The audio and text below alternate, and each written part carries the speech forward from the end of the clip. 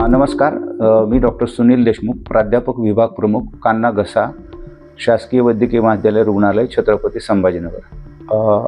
आमच्याकडे परवा दिवशी एक 16 वर्षाची मुलगी अत्यवस्थ अवस्थेत दाखल झाली.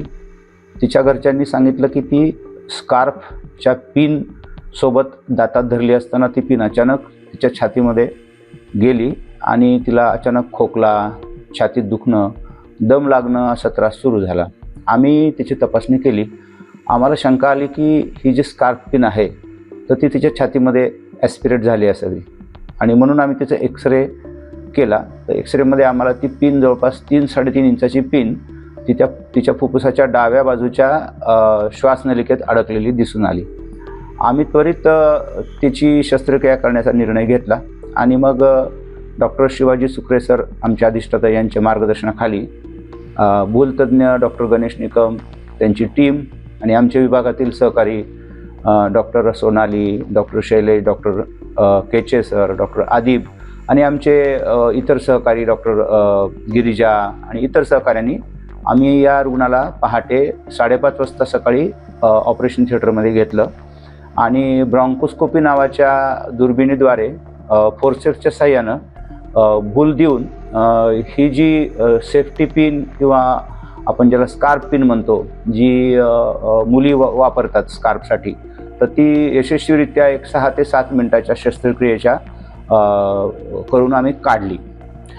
याच्यामध्ये महत्त्वाचं असं होतं की ही स्कार्फ पिन खूप टोकदार होती आणि हिच्यामुळे तिच्या फुफ्फुसाला इजा व्हायची शक्यता खूप होती. त्यामुळे तिला प्राणसुद्धा गमावे लागले असते. पण वेळीच हे रुग्ण आमच्या दवाखान्यात दाखल झाला आणि आमच्या सर्व टीमने तसेच आमचे सुप्रिटेंडेंट डॉक्टर सुचेता जोशी यांच्या कार्यतत्परतेमुळे आणि सर्वांच्या कार्यतत्परतेमुळे ही बुरका पिन किंवा स्कार्फ पिन व्यवस्थितरित्या निघाली आणि रुग्णाला ऑपरेशननंतर 24 तास आम्ही ठेवलं आणि रुग्ण आता व्यवस्थित त्यांच्या घरी गेला आहे.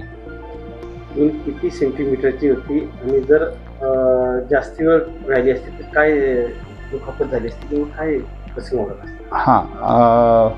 अशा प्रकारचे जवळपास मागच्या 4 वर्षातली ही 6वी ते 7वी घटना आहे आणि ही जी पिन आहे स्कार्फ पिन ही खूप टोकदार होती. 3.5 इंचाच्या आसपास होती आणि हिचं जे टोक होतं ते टोक एका ब्रॉन्कसच्या भिंतीमध्ये म्हणजे वॉलमध्ये घुसलं होतं आणि तिथून थोडा रक्तस्राव सुरू झाला होता. वेळीच उपचार नसते झाले तर ही पिन त्या लंग्समध्ये जाऊन तिला निमोथोरॅक्स किंवा जीवघेणा न्यूमोनायटिस सारखा आजार होऊ शकला असता आणि याच्यामध्ये गंभीर अवस्था झाली असती आणि मग आपल्याला प्रसंगी या पिनचा उपचारासाठी तिच्या लंगचा एखादा भागसुद्धा आपल्याला कार्डिओथोरॅसिक सर्जनच्या मदतीनं काढून लोबेक्टॉमी नावाची शस्त्रक्रिया करून काढावा लागला असता. पण वेळ तशी आली नाही. वेळीच उपचार झाले तिचे घाटी रुग्णालयात, जे की गरिबांचं रुग्णालय म्हणून म्हटलं जातं मराठ्यातलं. आणि अशा प्रकारे आम्ही करून एक चांगल्या प्रकारची शस्त्रक्रिया यशस्वी केली. सर, ते पिन जे दाखवलं तुम्ही ती तर टोकदार आहे आणि फार तीक्ष्ण आहे, मग ती विजा पुढे झाली नाही का, नेमकी गेली कशी? तर आम्हाला तिच्या आईबाबांनी असं सांगितलं की ती स्कार्फ घालताना दातामध्ये पिन ठेवली होती.